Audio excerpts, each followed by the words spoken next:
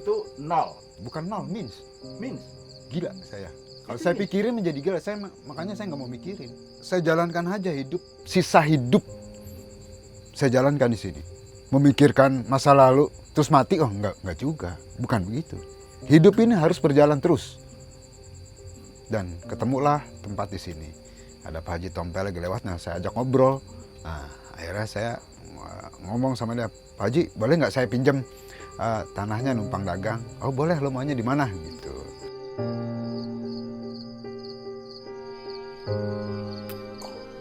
Anak istri seperti apa pada waktu itu?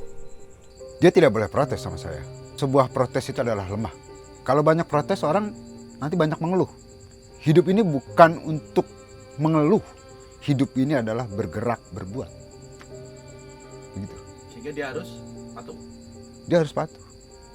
Anak baru berumur berapa itu yang kecil waktu itu? Yang kecil baru 3 bulan. Saya ingat anak kecil saya itu sampai sekarang dia belum tidur di kasur.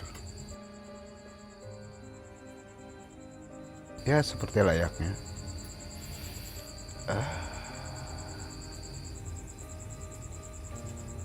Kakaknya. Esa itu. Dia pernah tidur di kasur. Bintang pernah. Padahal anak perempuan saya salah satu anak saya yang saya inginkan, anak perempuan. Tapi dia belum pernah tidur di kasur.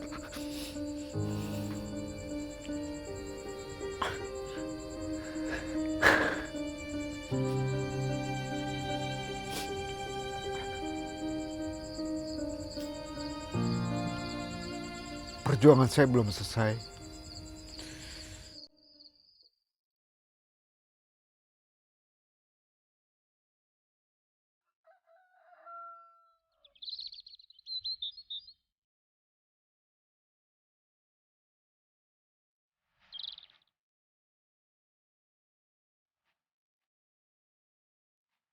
Si bungsu Igadada tak pernah tahu kenapa ia harus hidup seperti ini.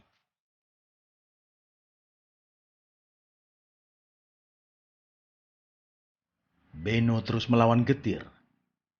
Apapun ia lakukan, termasuk menerima titipan ternak orang. Limbah cair perumahan terus mengucur di depan rumah. Bu, permisi. Ada teh manis? Ada. Satu ya, Bu. Ya. Terima kasih, Bu. Rumah berukuran 6 kali 4 meter persegi ini harus menampung 5 orang. 2 kamar tidur, ukuran 2 kali 1,5 meter. Tak ada kasur, cukup karpet di atas potongan papan agar ada sedikit pembatas dengan tanah.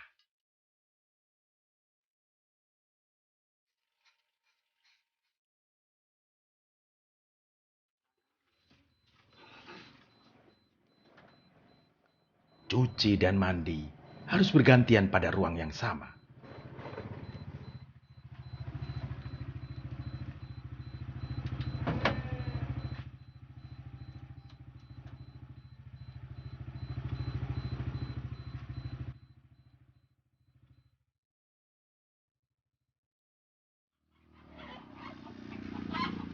Nasib Beno adalah cerita jutaan orang di negeri ini.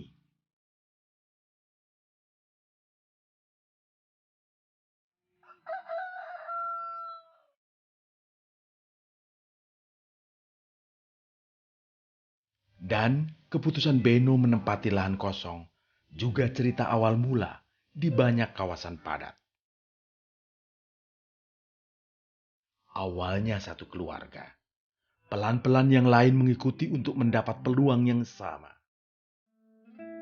Dalam tempo sekejap, lahirlah kawasan padat tak tertata, permukiman kumuh. Rasio kelayakan hunian, sanitasi yang sehat, keamanan, semuanya sulit terpenuhi.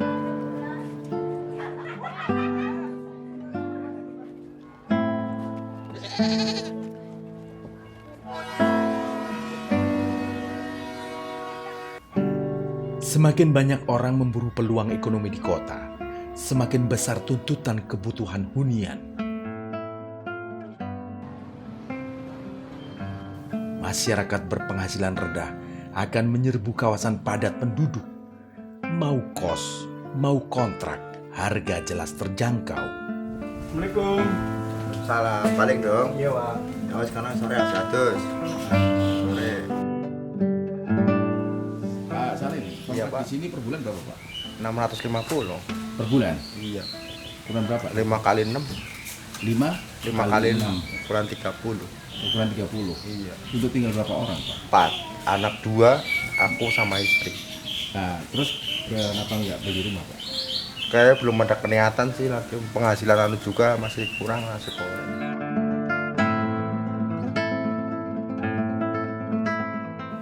Jadi OB, Pak. Di PCP Sudirman. Iya.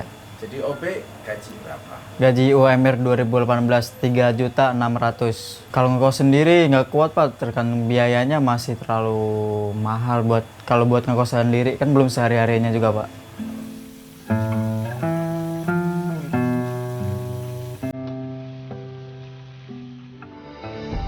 Pasar menyodorkan hunian yang harganya terus meroket. Kenaikan harga rumah tidak sebanding dengan kenaikan penghasilan. Situasi ini semakin mempersulit posisi masyarakat yang berpenghasilan rendah, bahkan DP 0% sekalipun. Komnas HAM meneliti kondisi ini. Hasilnya, bagi yang berpenghasilan UMR, harga rumah akan menyedot 80% gajinya, sehingga tidak mungkin dapat rumah cicilan.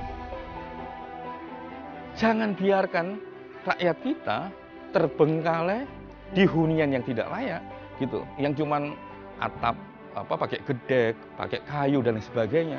Yang terjadi secara konkret, satu, banyak orang yang miskin semakin miskin. Banyak orang yang punya potensi untuk mendapatkan hak atas perumahan atau hak atas hunian semakin lama semakin tidak terjangkau karena sistemnya adalah sistem pasar. Itu yang tidak pernah diurusin dengan cukup serius di negeri ini misalnya. Kalau desain pembangunan kita memungkinkan aksesibel terhadap orang miskin, tidak mungkin ada kondisi yang kita alami saat ini. Gitu. Nah, pertanyaannya adalah punya nggak kita desain sampai kapan seluruh warga, khususnya orang miskin, punya hunian yang layak? Nggak ada orang yang bisa menjawab di negeri ini.